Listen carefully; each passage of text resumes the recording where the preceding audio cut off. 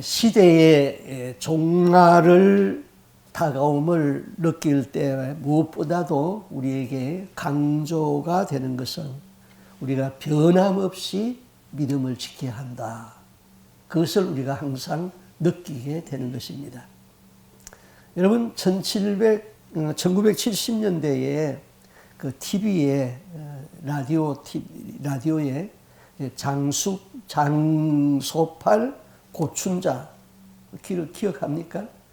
장수팔 고춘자 그 만담이 제가 지금도 좀 기억이 돼요. 엄마가 두 형제에게 떡 하나씩 나눠주면서 먹으라고 주었습니다. 근데 형이 제 걸 다 먹고 동생 걸 뺏어 먹고 싶었어요. 그래서 이제 동생에게 이렇게 꼬십니다. 너 별떡 봤니? 내가 별떡 만들어 줄게. 그러니까 동생이 별떡이 뭔가 해가지고는 그 떡을 줬어요. 그러니까 떡을 군데군데 잘라 먹고 별같이 만들어 가지고 별떡이라고 줬어요. 그러니까 지가 다 씹어 먹고는 또 동생을 또 꼬십니다. 너 달떡 뭔가 봤니? 내가 네 달떡 만들어 줄게. 그래서 또 동생이 호기심이 형한테 줬어요. 그러니까 별떡의 부분, 삐죽삐죽 나온 부분을 다 잘라 먹고 동그랗게 만들어서 달떡 만들어 줬어요. 자기 걸 다 먹고 동생을 또 뺏어 먹고 싶어요. 그러니까 너 꿀떡 뭔가 하니? 내가 꿀떡 만들어 줄게. 그러니까 동생이 또 줬어요. 그러니까 꼭꼭 씹어서 꿀떡 삼키면서 꿀떡 그랬어요. 그때서 동생은 자기 걸 다 빼앗긴 걸 알고 와 울어버렸다. 그게 이제 만담이었습니다. 이게 사단의 전략입니다. 사단이 왕창 먹어버리지 않아요. 사단이 와가지고 내가 사탄이다 하고 등장하면은 누구나 사탄아 물러가라 할 것이고, 예수 믿는 사람은 거기다 하나 더 보태가지고 예수 이름으로 명하노니 사탄아 물러가라 그럴 거 아닙니까? 그런데 사단은 와가지고 처음부터 꿀떡 다 먹지 아니하고 너 별떡 봤니? 너 달떡 봤니? 그러다가 야금야금 먹다가 나중에는 꿀떡 다 삼켜버린다 이거죠. 사탄의 전략은 우리 신앙을 변질시키는 거예요. 처음부터 완전히 변절시키지 않아요. 처음에는 주일 한 번 결석합니다. 뭐 그렇다고 당장 큰일 일어나는 것 아니에요. 다음에는 급하니까 11조로 떼어놨던 돈을 생활비로 사용합니다. 뭐 그래도 당장 문제가 생기지 않아요. 그러다가 나중에는 교회 다니는데 하나님이 볼 적에는 변질된 사람이 되어버리는 거예요. 자기는 변질된 것을 몰라요. 다른 사람이 봤을 적에, 하나님이 봤을 적에는 이미 변질이 되어버렸어요. 변질된 그리스도인은 성령이 떠났고 사단이 이미 그에게 주인 노릇하고 있는 것이죠. 내면은 사단이 다 장악해버렸는데 겉모양은 교회 다니는 사람이에요. 변질된 사람의 특징은 내가 변질되었다는 것을 모르는 것이에요. 그것이 사탄의 전략인 것입니다. 그래서 말세는 복음이 땅끝까지 다 전파되었는데 주님 말씀하시기를 내가 믿는 자를 보겠느냐 그렇게 말씀을 했죠. 이러할 때 우리는 믿음이 변질되지 아니하고 믿음을 끝까지 지키는 것 얼마나 중요한지 모릅니다. 계시록 22장 11절에는 이렇게 말했죠. 불의를 행하는 자는 그대를 불의로 행하고 더러운 자는 그대로 더러운 일을 하고 의로운 자는 그대로 의롭게 행하고 거룩한 자는 그대로 거룩하게 살라. 이 마지막 시대에 주님이 우리에게 주시는 경고의 말씀인 것이죠. 시대가 온통 다 더러운 오물통 같을지라도 그리스도인은 정결하고 의를 행하면서 변질되지 않게 사는 것이죠. 사단 마귀의 전술과 전략이 있습니다. 속이고 유혹하고 분열시키고 이간시키고 왕창 무너뜨리는 것보다는 나도 모르게 조금씩 먹어 들어옵니다. 그러다가 나중에는 완전히 변질된 목사, 변질된 장로, 변질된 교회 이렇게 돼버리는 것이죠. 세속화가 되어서 어디서부터 개혁을 해야 할지 모르고 방향을 잡을 수가 없게 되는 것입니다. 자, 오늘날에도 국가 간에는 전쟁이 일어나고 있잖아요. 그런데 이 국가 간의 전쟁에도 원칙이 있습니다. 룰을 정해놓고 싸우는 거죠. 민간인은 절대로 죽이면 안 된다. 원칙이에요. 포로는 국제 포로 협정에 의하여서 대우를 해주라. 이런 원칙을 지키지 아니하면은 국제적으로 망신을 당하고 국제 간에 따돌림을 받고 제재를 받게 되어 있습니다. 자, 여호수아가 가나안을 정복하는데도 하나님이 전쟁 원칙을 주었어요. 신명기 7장 1절에 보면은 네 하나님 여호와께서 너를 인도하여서 네가 가서 얻을 땅으로 들이시고 네 앞에서 여러 민족, 헷 족속, 기르기 족속, 아모리 족속, 가나안 족속, 브리스 족속, 휘 족속, 여부스 족속, 곧 너보다 많고 힘이 있는 7 족속을 쫓아내라. 네 하나님 여호와께서 그들을 너에게 붙여서 너로 치게 하시리니 그때 너는 그들을 진멸하라. 그리고 그들과 무슨 언약도 맺지 말아라. 그들을 불쌍히 여기지도 말고 남녀노소 다 죽이라. 그 전쟁 원칙이었어요. 너희 정복해야 할 그 가나안 지역의 7 족속과는 언약을 맺지 말아라. 그 족속과는 결혼도 하면 안 된다. 그들을 불쌍히 여기지 말아라. 그 땅에 사는 사람들은 남녀노소 할 것 없이 다 죽여라. 그 이유는 살려두면은 그들이 못된 풍습을 너희에게 전염을 시켜가지고 그 풍습을 너희가 본받게 되고 결국은 너희 옆구리에 가시가 될 것이다. 결국은 너희들은 그들이 지은 죄와 똑같은 죄를 짓고 너희들도 망하게 된다. 하나님은 그것을 알기 때문에 처음부터 그 족속과는 언약을 맺지 말라고 다 죽이라고 그랬습니다. 그러면은 가나안이 자기들이 점령할 이 7 족속 외에 먼 나라에 있는 나라와 전쟁을 할 적에는 어떻게 하느냐. 그때도 전쟁 원칙을 주었어요. 신명기 20장 1절에서 14절의 말씀을 요약하면 이런 말씀이에요. 너희가 멀리 있는 나라와 전쟁을 할 적에 전쟁을 하기 전에 그들이 항복하고 평화를 선언하면 항복하는 나라로부터 조공을 받고 사람 죽이지 말아라.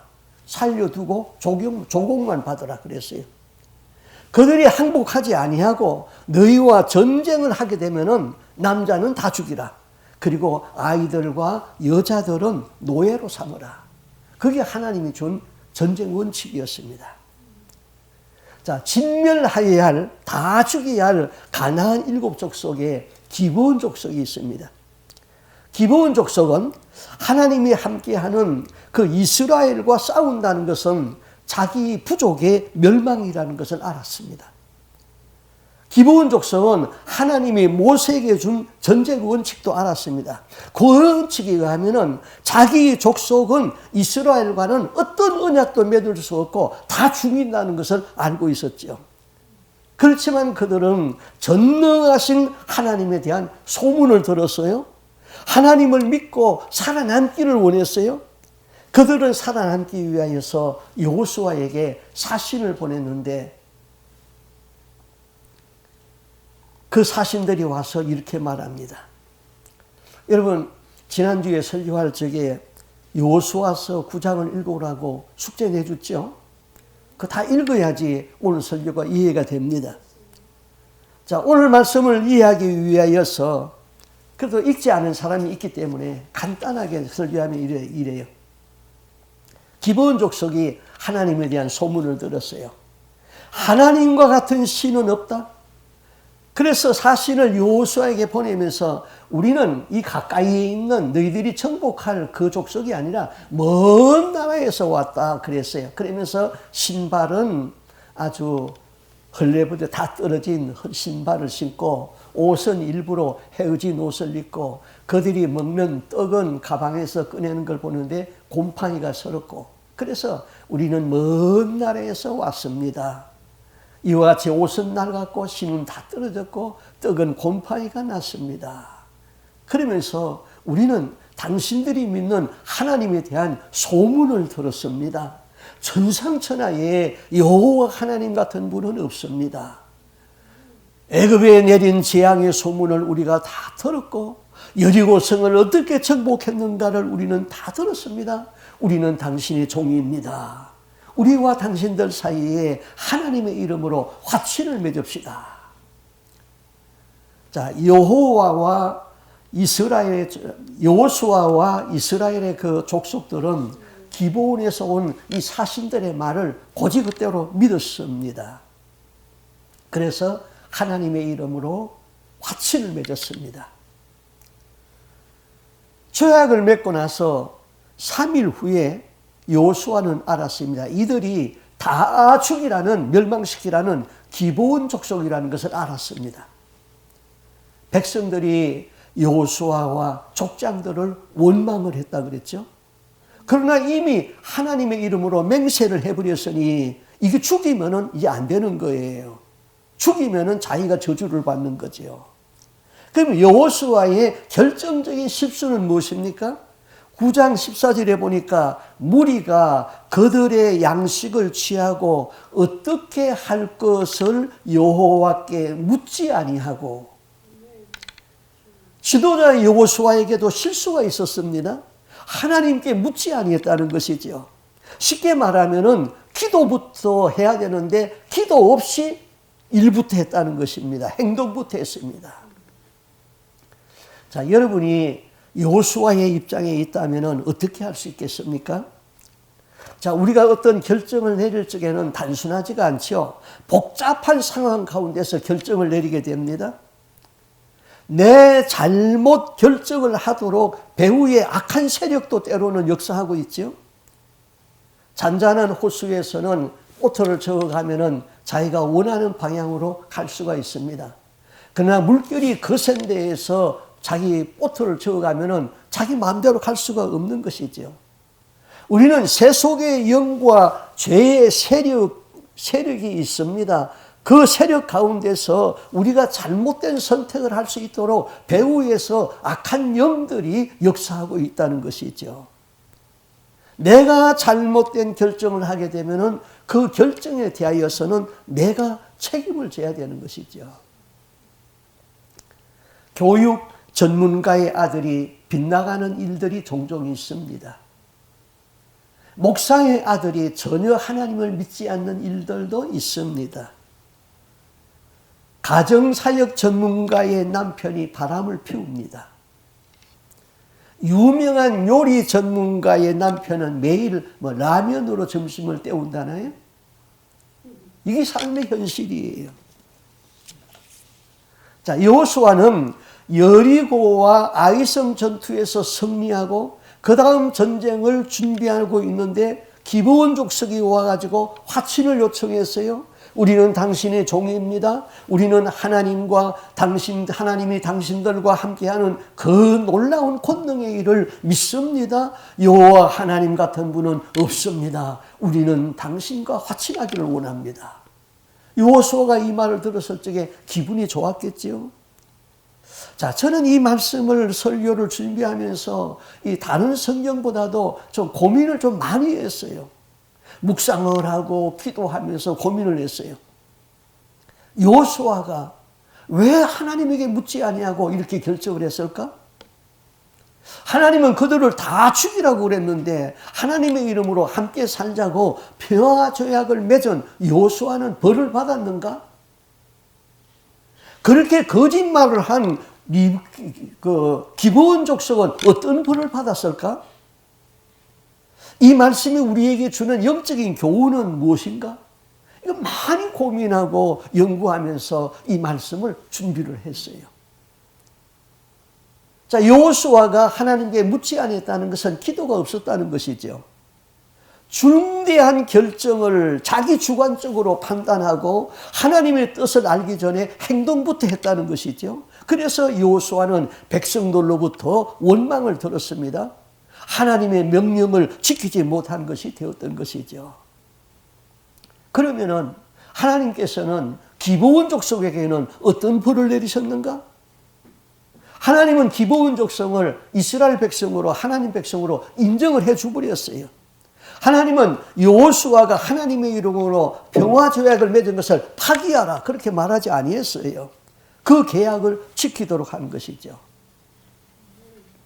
자, 어느 믿는 처녀가 결혼 대상자를 찾는데 이 결혼 대상자 믿는 자를 찾는다는 게 이게 참 쉽지 않습니다.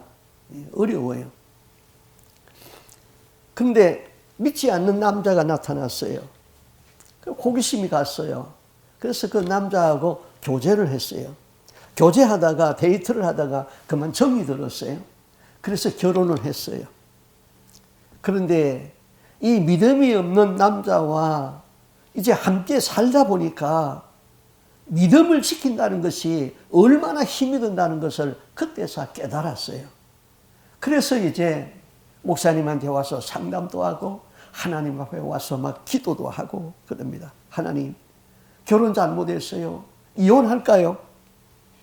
그런데 하나님의 대답은 네가 잘못된 결정으로 결혼을 하였다면은 그 결혼을 무효화시키지 말고 이제부터 네가 그 고통을 감당하라. 그것입니다. 잘못된 결정을 원위치로 돌리려고 하지 말고 이제부터는 네가 네 십자가를 지라는 겁니다. 그 십자가까지 벗어 던지는 것은 주님은 원치 않는 것이지요. 자, 여호수아는 기브온 족속이 거짓말한 것을 알았지만은 이미 하나님의 이름으로 화평하겠다고 조약을 맺었습니다. 그 조약을 파기하지 말고 이제 그들과 더불어서 같이 살으라는 것이죠. 여호수아서 9장 22절에 이렇게 말합니다. 여호수아가 그들을 불러다가 일러 가로되 너희가 우리 가운데 거주하거늘 어찌하여 우리는 너희에게서 심히 멀리 산다고 그렇게 너희는 우리에게 거짓말을 하였느냐?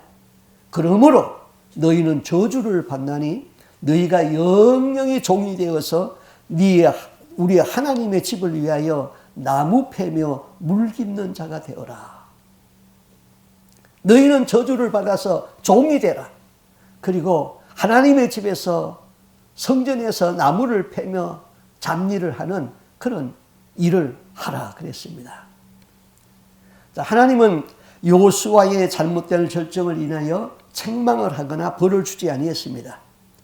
하나님은 그 백성들이 우상을 숭배한다든지 도둑질을 한다든지 그런 거에 대해서는 엄히 다스렸습니다. 그런데 하나님은 기브온 백성이 하나님을 믿고 살기 위하여서 거짓말한 것에 대해서는 징벌했다는 말이 없습니다.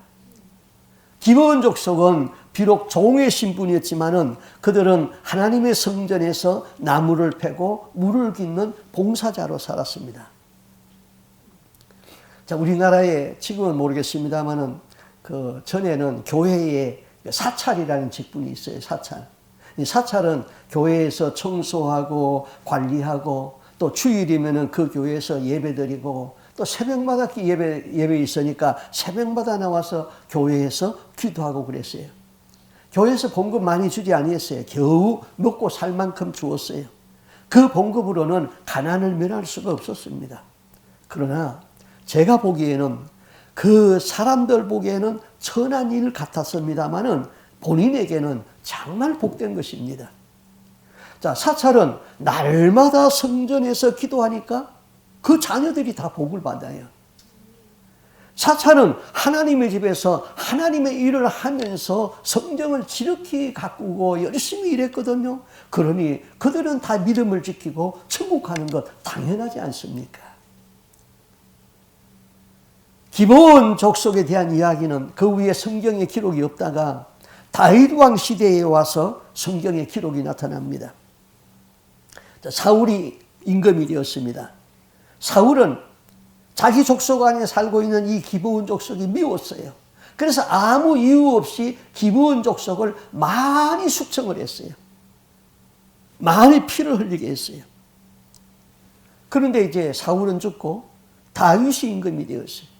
다윗이 임금이 되었는데 나라에 3년 동안 비가 오지 아니하고 기근이 오는 거예요. 그래서 다윗은 신앙인이니까 하나님에게 물었습니다. 하나님, 내가 다스리는 이 나라에 어찌하여 이와 같이 기근이 옵니까? 그때 하나님이 응답하셔서 이렇게 말했습니다. 사울이 기브온 족속을 학살했는데 그 기브온 사람들의 원한이 하늘에 닿아서 그 원한 때문에 이 나라에 기근이 왔다. 다윗이 깨닫고 기브온 족속을 불렀습니다. 대표들을 불렀어요. 내가 어떻게 하여야 너희의 원한이 풀어지겠느냐? 여호와의 기업을 위하여서 복을 너희들이 빌 수 있겠느냐? 그때 기브온 족속이 다윗에게 이렇게 대답합니다. 사울과 그 집과 우리 사이의 일은 은금에 있지 아니하오니, 임금님, 이 일은 우리에게 돈 주서 해결하려고 하지 마세요. 돈 문제가 이건 아닙니다. 이스라엘 가운데서 사람을 죽이는 일은 우리에게 있지 아니합니다. 우리도 사람 죽이는 그런 고난이 없습니다. 왕이 대답합니다. 내가 너희 말하는 대로 시행하겠다. 임금님, 우리를 죽이려고 모해한 사울의 자손 7사람을 내어주면은 우리가 그 사람을 사울의 고향에서 기브아에서 목매어 죽이겠습니다. 그래서 다윗이 사울의 자손 7을 내어주었습니다. 학살자 사울의 자손 중에 7명이 목매어 달라서 죽임을 당했습니다. 그러자 원한이 풀어져서 하늘에서 비가 내렸다는 것이죠. 자, 기브온 족속은 가나안 땅에 살고 있는 족속이었으므로 죽이기로 되어 있는 백성이었습니다. 지옥으로 갈 백성이디요. 그러나 그들이 하나님을 믿고 비록 그들이 살기 위해서 거짓말은 했을지라도 하나님의 언약 안에 들어왔을 적에 하나님은 그들을 하나님의 백성으로 인정하고 성전에서 일을 하면서 구원받을 수 있는 기회가 주어진 것입니다. 하나님은 죽을 죄인이라도 회개하고 하나님 앞에 돌아오면은 하나님은 용서하시고 살리시고 구원하신다는 것이죠. 그 다음 이 기브온 족속 외에 또 다른 족속 하나가 있었습니다. 자, 여호수아가 가나안 땅을 이제 제비 뽑기 해가지고 각 지파별로 나누어 주었습니다. 처음에는 이스라엘 온 지파가 함께 모여서 전쟁을 했는데 이제 지파별로 땅을 다 분배를 하니까 그 다음에는 여호수아가 이렇게 말했습니다. 너희들이 분배받은 그 땅 안에 사는 그 족속들은 너희 족속들이 가서 전쟁을 해서 다 쫓아내고 다 죽이고 그 땅을 차지하라 그랬습니다. 그런데 에브라임 지파는 아주 인구가 많은 큰 지파였습니다. 이들이 땅을 분배받았는데 게셀이라는 땅을 분배받았는데 그 땅 안에 가나안 족속이 살고 있었습니다. 자, 에브라임 지파는 하나님의 말씀대로 그 족속을 다 멸절시키고 그 땅에서 다 쫓아내야 됩니다. 그게 하나님의 뜻이었어요. 그런데 여호수아서 16장 10절에 이렇게 말했습니다. 우리 한번 성경을 한번 같이 볼까요? 같이 읽어보겠습니다. 그들이 게셀에 거주하는 가나안 족속을 쫓아내지 아니하였으므로 가나안 족속이 오늘날까지 에브라임 가운데 거주하며 노역하는 종이 되니라. 자, 게셀에 거하는 가나안 사람을 쫓아내지 아니하고 그들을 사역하는 종으로 삼았다. 하나님은 다 죽이라고 그랬는데 왜 죽이지 아니하고 종으로 삼았을까요? 종은 노동력이에요. 기브온 족속을 종으로 부려보니까 그들의 생활이 아주 편해지기 시작했어요. 그것을 본 에브라임은 이제 하나님의 말씀을 거역하기 시작한 것이죠. 이제 사탄이 조금씩 먹어 들어오기 시작한 거예요.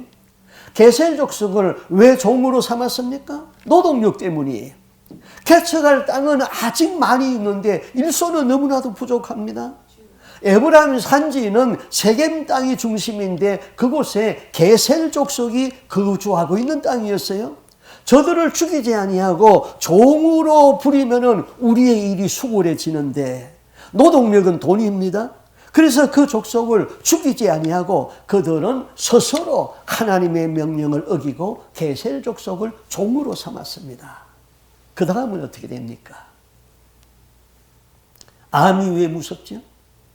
암을 제거하지 아니하면은 암세포가 영양분을 다 빨아먹습니다. 그 다음은 스스로 자생하는 암세포가 핏줄을 타고 돌아다니면서 온몸으로 번지기 시작합니다. 그것을 우리는 암이 전이 되었다 그렇게 말하잖아요. 지파에서 게셀이 이제 암적인 존재가 되어버렸습니다. 북왕국 르호보암 시대 때에 유다는 북이스라엘과 남이스라엘로 이렇게 갈라졌는데 북이스라엘의 창건자 여로보암이 베델에다가 금송아지를 만들어 놓고 금송아지를 섬기라고 그랬어요. 왜? 여호와 하나님을 섬기면은 절기 때가 되면은 이 백성이 다 유다 나라로 갈 것 같으니까 그까지 갈 것 없다. 여기다 금송아지 만들어 놓고 금송아지 섬겨라. 처음에는 별것 아닌 것 같이 생각했어요.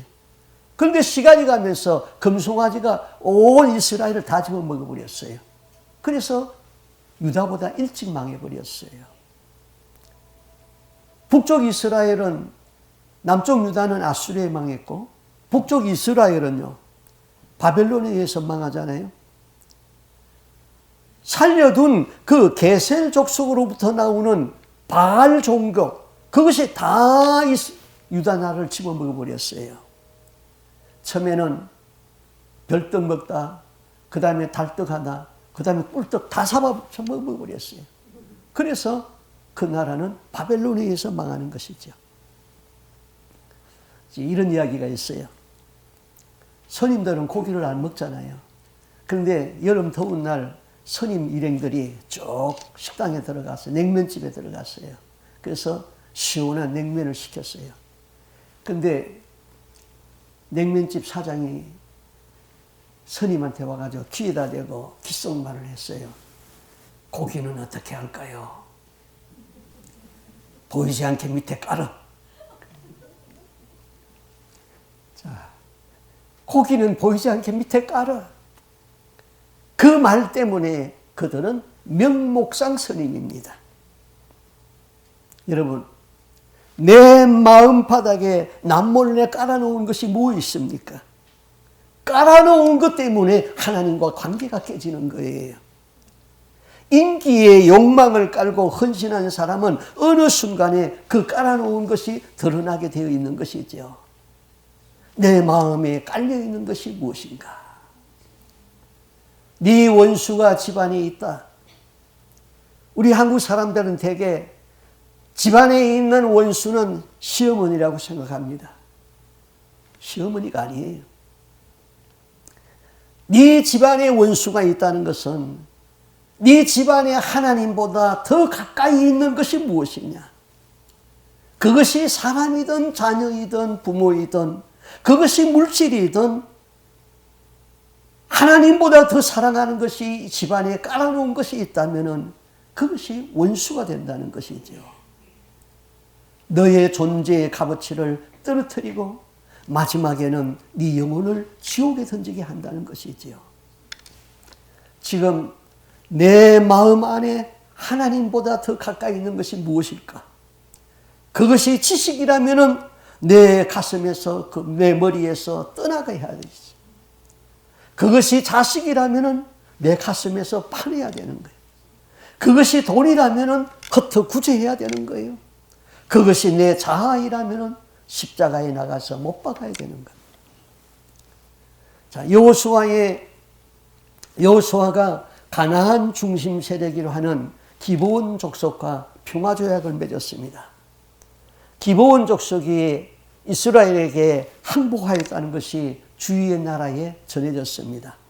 이 소식이 퍼지니까 그 주위에 있던 여러 왕들이 단합을 하기 시작했습니다.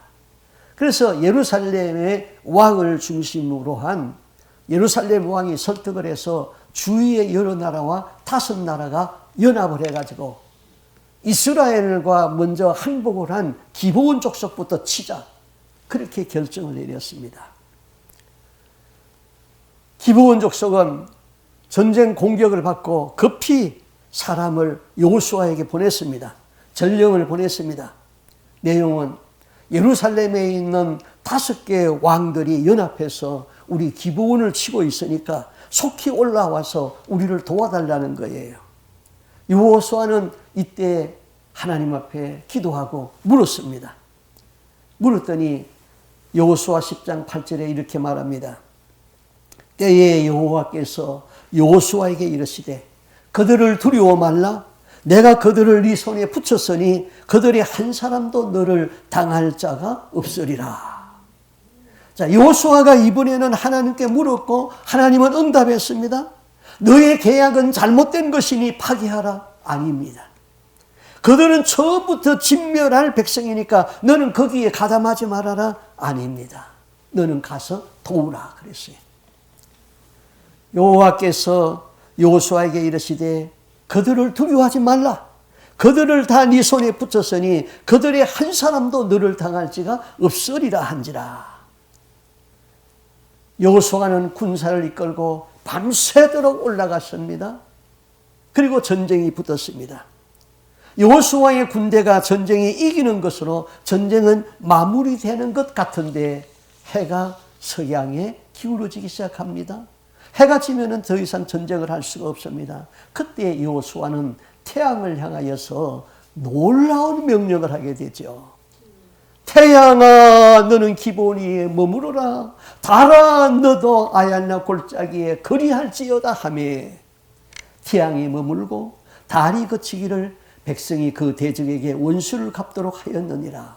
야살의 책에 기록되기를 태양의 중천에 머물러서 거의 종일토록 속히 내려가지 아니하였다 하지 아니하였느냐. 여호와께서 사람의 목소리를 들으신 날이 이 같은 날은 전에도 없었고 후에도 없었나니 이는 여호와께서 이스라엘을 위하여서 싸우셨음이니라. 여호수아는 어마어마한 선포를 했죠. 지구상에 어떤 사람이 태양을 멈출 수 있다고 생각하겠습니까? 그러나 태양은 멈췄고 달도 움직이지 않았습니다. 그 전쟁을 묘사한다면 여호수아는 질풍노도처럼 나갔고 파죽지세로 승리를 이끌었습니다. 자, 우리는 지금 영적인 전쟁을 하고 있는 거예요. 영적인 전쟁은 하나님의 사람들이 어두움의 세력과 싸우는 전쟁입니다. 먹고 사는 문제가 아닙니다. 내가 더 성숙하기 위하여서 훈련을 받는다는 것도 아니지요. 그래서 하나님의 사람은 하나님의 약속을 믿고 그 약속을 따라가는 사람들이죠. 하나님의 사람은 하나님이 약속한 그 언약을 붙잡고 믿고 따라가는 것입니다. 여호수아 10장 10절 이하에 보면 이렇게 말했습니다. 여호와께서 그들을 이스라엘 앞에서 패하게 하심으로 그들이 이스라엘 앞에서 도망하며 베트론의 비탈에서 내려갈 때에 여호와께서 하늘에서 큰 덩이 우박을 아세에 이르기까지 내리심에 그들이 죽었으니 이스라엘 자손의 칼에 죽은 자보다 우박에 죽은 자가 더 많았더라. 자, 하나님은 예루살렘에 5개의 왕을 중심으로 한 그 연합군을 큰 우박으로 때려가지고는 패닉에 빠뜨리고 혼란하게 만들었습니다. 칼에 죽은 자보다 우박에 죽은 자가 더 많았다고 했습니다. 하나님의 약속의 말씀을 잡고 기도의 응답을 받고 행하면은 하나님이 책임을 지시게 되어 있죠. 이기게 되어 있는 것이죠. 그래서 연합군의 5개 왕이 도망을 가다가 굴에 들어갔습니다. 하늘에서 그냥 우박이 떨어지니까 그 우박을 피하여서 굴에 들어갔죠. 칼에 맞은 자보다 우박에 죽은 자가 더 많다고 그랬어요. 여호수아는 그 왕들이 들어가 있는 굴을 알았습니다. 그래서 그 굴을 막아버렸습니다. 이제 남은 것은 잔당 처리만 하는 것이죠. 잔당 처리에 왕들을 잃어버린 그 군사는 힘이 없는 것이죠. 잔당 처리를 다 하고 난 다음에 굴에서 왕들을 꺼내가지고 왕들을 죽였습니다. 자, 그러면은 이러한 싸움과 우리와의 신앙과 무슨 관계가 있을까요? 너희들의 두목은 이미 갇혔다. 대장이 굴 안에 갇혀서 나오지 못한다면 잔당은 폐잔병에 불과하잖아요. 사단 마귀는 이미 예수의 이름의 권세에 묶임을 받았다고 그랬어요. 영적 전쟁에서 우리의 대장은 예수 그리스도입니다. 이제 우리는 가서 잔당과 싸우면 되는 것이죠. 우리의 영적 싸움은 잔당을 처리하는 싸움인 것입니다.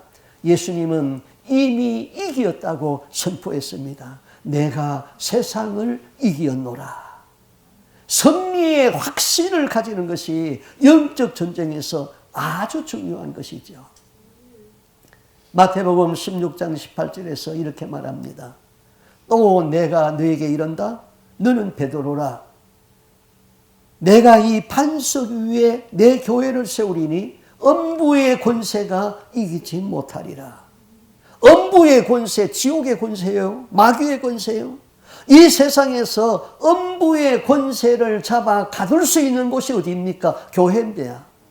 그럼 교회는, 이 건물이 교회입니까? 이 건물은 예배당이지요. 교회는 예수는 주라고 고백하는, 주는 그리스도시요 살아계신 하나님의 아들이라고 고백하는 그 사람들이 에클레시아, 교회라고 그랬습니다. 교회는 이미 예수님이 이기놓은 싸움을 우리가 잔당 처리하고 있는 싸움을 하고 있는 것이지요. 우리가 주는 그리스도시요 살아계신 하나님의 아들입니다 하는 그 고백이 내 입에 있고, 그 고백에 합당한 삶을 살고 있는 한 지옥의 권세는 이길 수가 없습니다. 지옥에 갈 염려도 없습니다. 우리는 언약의 말씀을 붙들고 영적인 싸움에서 승리하고 우리가 다 천국을 기업으로 얻을 수 있기를 주님의 이름으로 축복합니다. 아멘. 기도하겠습니다. 주 하나님 아버지, 우리가 주님을 사랑한다고 늘 고백을 합니다. 그러나 어느 순간에 상황이 복잡해지고 우리의 배후에 있는 영적인 어두움의 권세 때문에, 어두움의 세력 때문에 우리가 하나님 앞에 기도하지 못하고 내 마음에 깔려있는 것 때문에 우리의 신앙이 변질될 때가 있습니다. 하나님 한꺼번에 변질되지 아니하고 조금씩 변질되다가 나중에는 돌이킬 수 없을 만큼 변질되어서 명목상 그리스도인들이 된 사람들이 교회 안에는 너무나도 많습니다. 주여, 우리 교회는 이런 사람이 한 사람도 없도록 성령으로 충만하게 하시고 날마다 기도하게 하시고 주님의 뜻을 바로 깨닫고 행하는 그리스도인들이 다 되게 하여 주시옵소서. 이미 영적 싸움은 시작되었습니다. 그러나 주님은 내가 세상을 이기었다고 했습니다. 우리 주님은 우리의 대장이십니다. 우리는 이미 이겨놓은 싸움을 싸우는 것이니 주는 그리스도시요 살아계신 하나님의 아들입니다 하는 이 고백이 확실하게 하여 주시옵시고 이 고백대로 살아서 음부의 권세가 이기지 못하고 우리가 다 천국 백성이 될 수 있기를 간절히 소원합니다. 힘을 주시고 낙심하지 아니하도록 도와주시고 날마다 말씀과 기도로 성령으로 이기는 저희들의 삶이 될 수 있도록 임재하여 주시옵소서. 모든 말씀 예수님 이름으로 기도하옵나이다. 아멘. 예수 십자가